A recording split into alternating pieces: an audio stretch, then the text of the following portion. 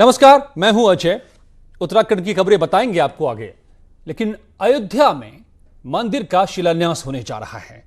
रामलला का मंदिर बनने जा रहा है, मगर यह दिन यूं ही नहीं आया है। इसके पीछे संघर्ष का लंबा इतिहास रहा है। चाहे वो राजनीतिक आंदोलन की बात हो, या मंदिर के लिए आंदोलन की बात हो, या फिर ढांचा गिरने की बात हो। और इस सब में सबसे बड़ा किरदार, उस दौर में जो सबसे बड़े किरदार है उनमें से एक आज मेरे साथ जुड़े हुए हैं इस वक्त कल्याण सिंह, उत्तर प्रदेश के पूर्व मुख्यमंत्री, बीजेपी के दिग्गज नेता। बहुत बहुत स्वागत है कल्याण सिंह जी आपका न्यूज 18 पर।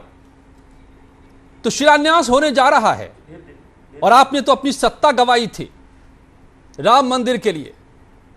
तो आज इस मौके पर क्या कहेंगे आप? क्या सोच रहा है वो शख्स जो उस दौर में उस राजनीति के केंद्र में था?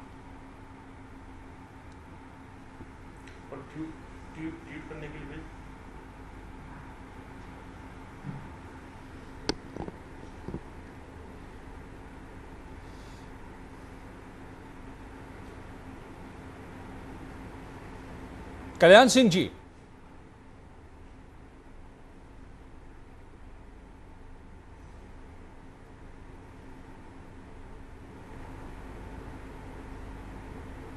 याद कीजिए उस दौर को, 90 के दशक के शुरुआती दौर को। उसमें वो जो राजनीति चली थी राम मंदिर बनाने को लेकर, उस राजनीति के केंद्र में जो दिग्गज नेता, एक तरफ एल.के. आडवाणी अगर रथ यात्रा लेकर निकले, इस मुद्दे को बड़ा बना दिया, देशव्यापी बना दिया।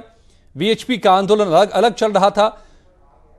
तो 90 के शुरुआती दिनों में मुख्यमंत्री की कुर्सी कल्याण सिंह के पास ही थी, और उसी दौर में ढांचा गिरा, सजा तक मिली, सत्ता गंवा दी अपनी। कल्याण सिंह को उस पूरी राजनीति के सबसे बड़े किरदार के तौर पर देखा जाता है। आज तक वो मुकदमा चल रहा है। हाल ही में कल्याण सिंह ने अदालत में जाकर सवालों के जवाब दिए हैं अदालत के। लेकिन आज अब फैसला आ चुका है, सारी बातें इतिहास की हो चुकी हैं, और राम मंदिर बनने जा रहा है, शिलान्यास होने जा रहा है। तारीख तय है, 5 अगस्त को भूमि पूजन होना है। खुद प्रधानमंत्री यहां पर पहुंचेंगे उस मौके पर और शिला पूजन करेंगे। तो जाहिर है वो शख्स यानी कल्याण सिंह, जो उस वक्त जिन्होंने अपनी सत्ता गंवाई, जिन पर यह आरोप लगा, यह इल्जाम लगा कि बतौर सूबे के मुखिया उन्होंने जानबूझकर ढांचे को गिरने दिया, आज क्या कहते हैं जब फैसला आ चुका है, मंदिर के पक्ष में आ चुका है और मंदिर बनने जा रहा है? यह बड़ा सवाल है, यह बड़ा ही दिलचस्प है। और इन दिनों अयोध्या में तैयारियां जोरों पर हैं। राम मंदिर का शिलान्यास होने जा रहा है, तो इसको लेकर दुनिया देखेगी। इस तरह की तैयारी हो रही है, भव्य तैयारी, बड़े मेहमान। और ठीक ऐसे वक्त में क्या सोचते हैं कल्याण सिंह, जिन पर बहुत सारे इल्जाम लगे इस आंदोलन को लेकर, और खुद सत्ता भी उन्होंने गंवा दी थी? कल्याण सिंह जी, सबसे पहले तो बधाई आपको, मंदिर का शिलान्यास होने जा रहा है।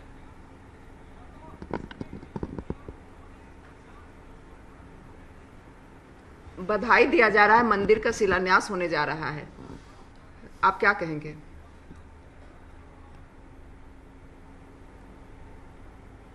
मंदिर का शिलान्यास होने जा रहा है, भूमि पूजन होगा 5 अगस्त को। मेरे लिए बहुत ही खुशी का विषय है ये, क्योंकि 500 वर्ष के संघर्ष के बाद ये शुभ घड़ी आई है कि जब राम के मंदिर के बनाने के लिए भूमि पूजन का कार्यक्रम होगा, जिसमें प्रधानमंत्री जी स्वयं आ रहे हैं, कुछ गणमान्य लोग भी रहेंगे, साधु संत भी रहेंगे। तो कल्याण सिंह जी, आपने सत्ता गंवाई थी, आज आपको खुशी है कि आपकी वो कुर्बानी, आपका वो त्याग आखिरकार काम आया?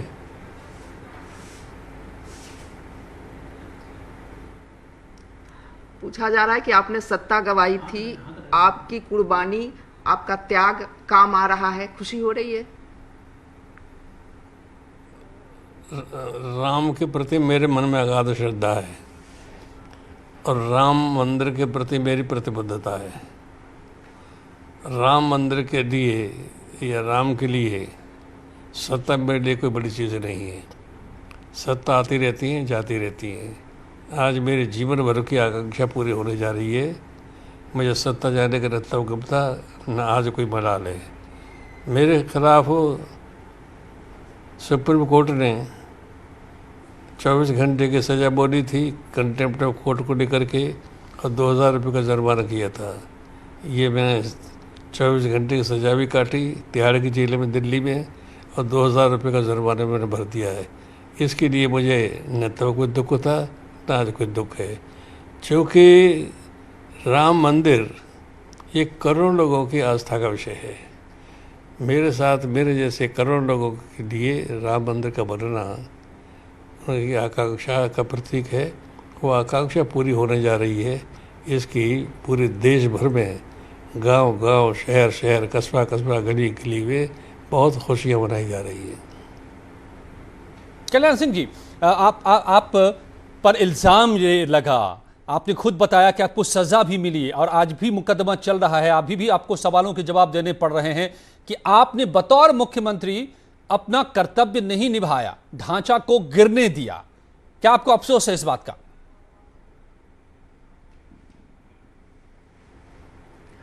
पूछा जा रहा है कि आपने ढांचा को गिरने दिया, बतौर मुख्यमंत्री कर्तव्य नहीं निभाया, इसका क्या अफसोस है आपको? देखिए, 6 दिसंबर 1992 को जिला प्रशासन की ओर से एक रिपोर्ट आई। वो रिपोर्ट यहाँ सचिवालय के अधिकारियों के द्वारा मेरे सामने पेश की गई। उसमें उन्होंने कहा कि हमने जो केंद्र ने सुरक्षा बल भेजे थे, उनकी 4 बटालियन मांगी थी, वो हमको मिल गई है। उन्होंने मजिस्ट्रेट की मांग की थी, हमने मजिस्ट्रेट भी दे दिया है, और वहाँ से चल पड़ी हैं, फैज़ाबाद से चल पड़ी हैं अयोध्या के लिए। लेकिन साकेत महाविद्यालय से आगे नहीं बढ़ पा रही है, क्योंकि लगभग 3-3.5 लाख लोगों को जमा पड़ा है, वो आगे नहीं बढ़ने दे रहे हैं। तो ऐसे में उन्होंने मुझसे पूछा था जिला प्रशासन ने कि गोली चलाई जाए या न चलाई जाए। उसी रिपोर्ट में उन्होंने ये भी कहा था कि ये तो गोली चलाई जाती है तो स्टैम्पीड होगा, नरसंहार होगा, खून खराबा होगा। मैंने लिखित में आदेश कर दिया उसी समय कि अयोध्या की स्थिति जिस बिंदु पर पहुंच गई है, ऐसे में गोली नहीं चलाई जाए। जो गोली चलाने से हजारों लोगों की जान चली जाएगी, स्टैम्पीड होगा, भगदड़ मचेगी, उसमें हजारों लोग मारे जाएंगे। और चूँकि पूरे देश भर से लोग आए थे, अगर यहाँ इस प्रकार से हजारों लोग मारे जाएंगे तो उसकी जो प्रतिक्रिया होगी, पूरे देश में हिंसा की आग की लपटें उठेगी, जिसमें धू धू करके प्रदेश और देश जलने लगेगा। वो स्थिति और भी दुखद और बड़ी भयंकर होगी। इसलिए मैं फिर से कहता हूँ कि एक भी गोली नहीं चलाई जाए, अन्य कोई उपाय कर सकती हो इस स्थिति पर नियंत्रण करने के लिए, तो सब किए जाए। गोली नहीं चली, ढांचा गया, मेरी सरकार भी चली गई। सरकार चले जाने का मुझे कोई गम नहीं तब था, तो आज कोई गम है। क्योंकि किसी बड़े काम के लिए बड़े से बड़ा बलिदान छोटा पड़ता है। सरकार छोटी चीज़ थी मेरे लिए, सरकार चली गई और राम मंदिर के निर्माण की बेला आ गई। और मैं ये कह सकता हूँ कि 6 दिसंबर 1992 को वो ढांचा ध्वंस न होता तो हो सकता है कि न्यायपालिका राम मंदिर बनाने का निर्णय देने के बजाय कुछ और निर्णय देती। जिस दिन ढांचा गया, एक प्रकार से उसी दिन राम मंदिर बनाने की भूमिका तैयार हो गई थी। इसलिए मुझे खुशी है, मुझे कोई गम नहीं इस बात का। तो आपको क्या ऐसा नहीं लगता है कि उसका अफसोस नहीं है कि आप जो दिए थे, जिसके लिए आपको सजा भी हुई? सजा तो हुई थी, 24 घंटे की सजा हुई थी। तिहाड़ जेल दिल्ली में काट ली, 2000 का जुर्माना किया तो वो उन्होंने भर दिया है। और इसके लिए मुझे न तब दुख था, न कोई आज इस बात कोई दुख है। मैंने एक बड़ी बात कह दी कि राम मंदिर का निर्माण मेरे जीवन की आकांक्षा रही है, और मैं आजकल जीवन के अंतिम पड़ाव में चल रहा हूँ। बड़े चैन के साथ, बड़ी शांति के साथ मृत्यु का वर्णन करूँगा मैं, मौत का वर्णन करूँगा मैं, क्योंकि जो आकांक्षा थी वो पूरी हो गई है और 500 साल के संघर्ष के बाद पूरी हो रही है। चूँकि 1528 में विदेशी आक्रांता बाबर के सिपह सालार मीर बाकी ने वहाँ मंदिर तोड़ करके मस्जिद बनाई थी। वो मस्जिद इबादत की गर्ज से नहीं बल्कि देश के करोड़ों लोगों को अपमानित करने के लिए, आंख गिलाने की आग में जलते रहने के लिए बनाई थी। चलिए, तो बड़ी बात कल्याण सिंह कह रहे हैं, पूर्व मुख्यमंत्री, उन्हीं के मुख्यमंत्री की कुर्सी पर रहते हुए विवादित ढांचा गिरा था और उनका कहना है कि उसी दिन तय हो गया था कि अब यहां राम मंदिर ही बनना है। अगर वो ढांचा ना गिरा होता तो शायद सुप्रीम कोर्ट का जो फैसला आया है वो कुछ और भी हो सकता था। तो ये वो किरदार हैं कल्याण सिंह जिनके दौर में गिरा था वो ढांचा और आखिरकार अब आज बन रहा है मंदिर सुप्रीम कोर्ट के फैसले के बाद। बहुत बहुत धन्यवाद आपका मेरे साथ जुड़ने के लिए। और देहरादून में त्रिवेंद्र रावत कैबिनेट की बैठक खत्म हो गई है जिसमें आज 30 बड़े फैसले लिए गए। एक प्रस्ताव पर कमेटी बना दी गई है। आज के कैबिनेट फैसले आपको बताते हैं। राज्य में प्रमोशन छोड़ा, अब सरकारी कर्मचारियों को प्रमोशन छोड़ना दरअसल सरकारी कर्मचारियों को भारी पड़ सकता है। प्रमोशन को अब सिर्फ 2 बार छोड़ने का मौका होगा। इसके लिए नए नियमों को मंजूरी दे दी है। केदारनाथ चैरिटेबल ट्रस्ट में 3 बदलाव किए गए हैं। दूसरे फेज के काम पीडब्ल्यूडी डिपार्टमेंट देखेगा और ट्रस्ट का पैसा सीधे पीडब्ल्यूडी को मिल सकेगा। पैसे की कमी को सरकार पूरा करेगी। होम स्टे के लिए अगर बैंक से लोन नहीं लिया है तो भी सरकार अनुदान देगी। एक कमरे के लिए 60,000 रुपए दिए जाएंगे। साथ ही रेनोवेशन के लिए 25,000 रुपए दिए जाएंगे। श्रीनगर एनआईटी के लिए रेशम विभाग की 8 एकड़ जमीन ट्रांसफर कर दी गई है और इस लैंड को फ्री में दिया गया है। सरकारी यूनिवर्सिटीज के लिए अम्ब्रेला एक्ट को मंजूरी दी गई है। अब सभी यूनिवर्सिटी में एक जैसे नियम होंगे। टेक्निकल यूनिवर्सिटी का नाम बदला गया है। वीर माधो सिंह भंडारी का नाम जोड़ा गया है। पेयजल निगम में एक नए पद को मंजूरी दी गई है। सलाहकार पेयजल निगम का पद मंजूर किया है। इसकी सैलरी एमडी के बराबर होगी। एससी, एससी, एसटी, ओबीसी छात्रों की फीस के मामले पर मदन कौशिक की अध्यक्षता में कमेटी बनाई गई है। देहरादून में 9 पेट्रोल पंप लगाने को मंजूरी दी गई है और शराब की 148 दुकानें नहीं उठने के मामले में अब दुकान शुरू होने के पहले का पैसा नहीं देना होगा और जल्द ही इन दुकानों का आवंटन हो जाएगा। देहरादून से गौचर श्रीनगर टिहरी के लिए हेलीकॉप्टर सर्विस की शुरुआत हो गई है। केंद्र सरकार में civil aviation minister Hardeep Singh Puri और सीएम त्रिवेंद्र सिंह रावत ने ऑनलाइन हरी झंडी दिखाकर इसका शुभारंभ किया। पवन हंस कंपनी की यह सर्विस हफ्ते में 3 दिन चलेगी और सोमवार, बुधवार और शुक्रवार को हेली सर्विस चलेगी। वहीं सीएम त्रिवेंद्र सिंह रावत ने civil aviation minister Hardeep Puri से अनुरोध किया है कि 4 धाम को देखते हुए गुप्त काशी और बड़कोट में हेली सर्विस शुरू करने की जरूरत है। उड़ान योजना के तहत जौलीग्रांट एयरपोर्ट से टिहरी के लिए हवाई सेवा की शुरुआत हो गई है, लेकिन मौसम खराब होने के चलते हेलीकॉप्टर टिहरी नहीं पहुंच सका और नरेंद्र नगर से वापस लौट आया। हेली सेवाओं के शुभारंभ के मौके पर टिहरी झील कोटी कॉलोनी हेलीपैड में टिहरी विधायक सहित अन्य अधिकारी मौजूद रहे, लेकिन हेलीकॉप्टर के नहीं पहुंचने से मायूसी हुई। आपको बताएं कि जौलीग्रांट से टिहरी का किराया 2,903 रुपये प्रति व्यक्ति रखा गया है। ये हेली सेवा सोमवार, बुधवार और शुक्रवार को चलेगी। देहरादून, टिहरी, श्रीनगर और गौचर हेली सेवा का उद्घाटन माननीय मुख्यमंत्री द्वारा आज देहरादून से किया गया है और हेलीकॉप्टर जौलीग्रांट से टिहरी आना था, लेकिन मौसम खराबी के कारण उसे वापस वहां से लौट गया है। निश्चित रूप से शुभारंभ हो गया है और हफ्ते में 3 दिन जो हेली सेवा का टिहरी के लिए किया गया। मैं निश्चित रूप से टिहरी की जनता की तरफ से माननीय मुख्यमंत्री जी का आभार अभिनंदन करना चाहता हूँ। कोटद्वार से बड़ी खबर है। यहां पर 18 साल के एक युवक ने सुसाइड कर लिया। बताया जा रहा है कि युवक को मोबाइल में गेम खेलने की लत थी और गेम खेलते खेलते खुद को कमरे में कैद कर लिया और गले में फंदा लगाकर उसने खुदकुशी कर ली। 18 साल के युवक ने सुसाइड कर लिया मोबाइल गेम के चक्कर में। बताया जा रहा है कि गेम खेलते खेलते उसने कमरे में खुद को बंद किया और फिर फांसी लगा ली। मोबाइल पर गेम खेलने की उसे भारी लत थी। कोटद्वार से ये परेशान करने वाली खबर। सवाल यह कि क्या मोबाइल गेम ने ही जान ले लिया? आखिर क्या वजह है कि मोबाइल खेलते खेलते युवक ने खुद को पहले कमरे में बंद किया और फिर फांसी लगाकर अपनी जान दे दी? यह खबर आपको कोटद्वार की बता रहे हैं, जहां पर 18 साल के एक युवक ने सुसाइड किया है। बताया जा रहा है कि उसे मोबाइल गेम खेलने की लत थी और इसी दौरान मोबाइल खेलते हुए उसने खुद को बंद किया कमरे में और फांसी के फंदे पर झूलकर अपनी जान दे दी। और बात बोर्ड परीक्षा रिजल्ट की। उत्तराखंड बोर्ड के रिजल्ट घोषित कर दिए गए।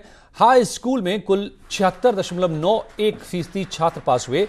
इनमें 71.39% छात्र और 82.65% छात्राएं सफल हुई हैं। नई टिहरी के गौरव सकलानी ने हाई स्कूल में टॉप किया है। गौरव को 98.2% अंक मिले हैं, जबकि काशीपुर की जिज्ञासा ने दूसरा स्थान हासिल किया है और तीसरे स्थान पर पौड़ी गढ़वाल की शिवानी रावत, रुद्रप्रयाग से तनुज जगवाण और पिथौरागढ़ से लक्षित सिंह बिष्ट रहे। इंटरमीडिएट की परीक्षा में 80.26% छात्र पास हुए हैं। इनमें से 76.68% छात्र हैं और 83.63% छात्राएं सफल हुई हैं। जसपुर की ब्यूटी वत्सल ने इंटरमीडिएट में टॉप किया है। ब्यूटी को 96.60% अंक मिले हैं। वहीं नैनीताल के जुगल जोशी ने दूसरा स्थान हासिल किया है। तीसरे स्थान पर 5 छात्रों ने कामयाबी हासिल की है, जिसमें ऋषिकेश के राहुल यादव, चंबा के सार्थक मैठाणी, चमोली के वैभव थपलियाल, रानीखेत के दीपक सत्ती और नैनीताल के मुकेश उपाध्याय शामिल हैं। 10वीं में प्रथम स्थान पर गौरव सकलानी SBMIC नई टिहरी जनपद टिहरी गढ़वाल के हैं। इन्होंने 500 में से 491 अंक प्राप्त किया। मैं इनको शुभकामना देता हूं, बधाई देता हूं। ऐसे ही हमारे इंटर में प्रथम स्थान पर कुमारी ब्यूटी वत्सल पंडित पूर्णानंद तिवारी, इंटर कॉलेज जसपुर जनपद उधम सिंह नगर की है। मैं इनको बहुत बहुत शुभकामना देता हूं, बधाई देता हूं। इन्होंने 500 में से 483 अंक प्राप्त किया है। बहुत बहुत शुभकामना, बधाई। और उत्तराखंड बोर्ड के रिजल्ट में बागेश्वर जिला टॉप पर रहा है। 12वीं रिजल्ट में बागेश्वर से 90% छात्र पास हुए हैं। देहरादून के प्रदर्शन ने निराश किया है। देहरादून का ओवरऑल रिजल्ट 72.12% रहा है।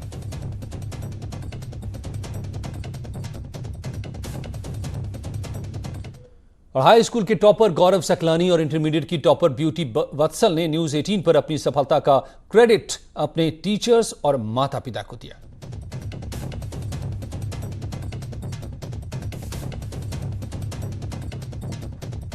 टॉप करने का कारण है मेरे टीचर्स, सबसे पहले जिन्होंने मेरा सब पढ़ाई में बहुत सपोर्ट किया, और दूसरे मेरे पेरेंट्स जिन्होंने मुझे वो वातावरण दिया जिसमें मैं अपनी पढ़ाई को सही से कर पाया और पूरा सही से उसे समय दे पाया। मैंने अपने पढ़ने का शेड्यूल पहले से ही रेगुलर रखा, क्योंकि मैं रेगुलर 3 से 4 घंटे पहले से ही पढ़ता रहा। अच्छा लगा, जैसा हमने एक्सपेक्ट की थी वैसे ही हमें परिणाम मिला है, और यही हम चाहते हैं कि जैसा बच्चे मेहनत करें उसे ज़रूर वो परिणाम मिलना चाहिए। हर रोज़ थोड़ा थोड़ा पढ़ना, थोड़ा थोड़ा स्टडी करना, उसे अच्छे से समझना, कोई टॉपिक ना समझ में आए तो उसे बार बार लिख कर देखना, हर चीज़ को डीपली मतलब अंदर से समझना, तब जाके उसको लिख कर देखना और पढ़ना। अध्यापक सबसे पहले, उसके बाद और चमोली के वैभव थपलियाल ने भी टॉप 3 में जगह बनाई है। चमोली के GIC सिमली के 12वीं के छात्र वैभव थपलियाल ने 95% नंबर्स के साथ संयुक्त रूप से तीसरा स्थान हासिल किया है। रिजल्ट आते ही वैभव के परिजनों में खुशी का ठिकाना नहीं है। आपस में मिठाई बांटकर खिलाकर इस खुशी का इजहार वैभव के परिजन करते नजर आए। सर बढ़िया लग रहा है रिजल्ट को देख के, बट उम्मीद और थी, तो कोशिश मेरी है कि आने वाले फील्ड में मैं और मेहनत करूंगा। और सर सपना तो मेरा ND ऑफिसर बनने का है। देश की सेवा के लिए सर हर समय तत्पर रहने की कोशिश रहेगी, जिसके लिए मैं अभी से मेहनत पे लगा हूँ। बहुत खुशी हो रही है उसकी पोजीशन देख करके, और उसका आगे सपना है NDA में ऑफिसर बनने का और देश की सेवा करने का। भगवान उसकी मनोकामना पूरी। नैनीताल के दूरस्थ इलाके प्यूड़ा का नाम आज चर्चा में है, क्योंकि यहां के युगल जोशी इंटरमीडिएट में राज्य के दूसरे टॉपर रहे हैं। साइंस के स्टूडेंट युगल ने 95.4% नंबर हासिल किया है, जिससे उनके घर वालों से लेकर टीचर तक खासे खुश हैं। स्कूल टीचर बताते हैं कि युगल 10वीं में भी राज्य के 6ठे टॉपर रहे थे। युगल अपनी सफलता का पूरा क्रेडिट मम्मी और अपने पापा, जो पेशे से शिक्षक हैं, उन्हें देते हैं।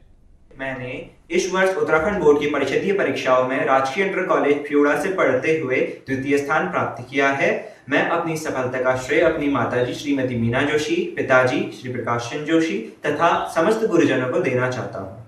युगल जोशी अतिशय प्रतिभावान एवं मेहनती छात्र है। साथ ही उसके पिताजी भी एक प्रतिभावान एवं मेहनती शिक्षक हैं, और उसने हाई स्कूल में बोर्ड परीक्षा में भी मेरिट में स्थान प्राप्त किया था। लोहाघाट के अभिषेक मेहता ने इंटरमीडिएट परीक्षा में चंपावत जिला टॉप किया है। लोहाघाट विवेकानंद में पढ़ने वाले अभिषेक 94.42% के साथ प्रदेश में 7वें नंबर पर रहे। अभिषेक अब सेना में जाकर देश की सेवा करना चाहते हैं। इस वर्ष इंटरमीडिएट की परीक्षा में 94.20% के साथ प्रदेश में 7वां और जिले में पहला स्थान हासिल किया। आगे चलकर डिफेंस के क्षेत्र में अपना करियर बनाना चाहूँगा और मैं अपनी सफलता का श्रेय अपने गुरुजनों को तथा अपनी माता और अपने भाई बहनों को देना चाहूँगा। Thank you. और पौड़ी के सिद्धांत कोटियाल ने इंटर की मेरिट रिजल्ट लिस्ट में 13वां नंबर हासिल किया है। सिद्धांत का कहना है कि वो इस कवि को भविष्य के लिए चुनौती और अवसर के तौर पर देखते हैं। इंटरमीडिएट में 4 हैं। जतिन पुष्पाण चौथी रैंक पे हैं, अमन मैठाणी 12वीं रैंक पे और सिद्धांत कोठियाल 13वीं रैंक पे। अभिनव नेगी 21वां स्थान है और सौम्य खोंदड़ी हाई स्कूल में 24वां स्थान। नैनीताल के मुकेश उपाध्याय ने इंटर की परीक्षा में 3रा स्थान हासिल किया है। भारतीय शहीद सैनिक स्कूल के मुकेश उपाध्याय के घर में इस कामयाबी से खुशी की लहर है। मुकेश बागेश्वर के रहने वाले हैं और नैनीताल में पढ़ते हैं। मुकेश अब आगे की चुनौतियों के लिए तैयार हैं।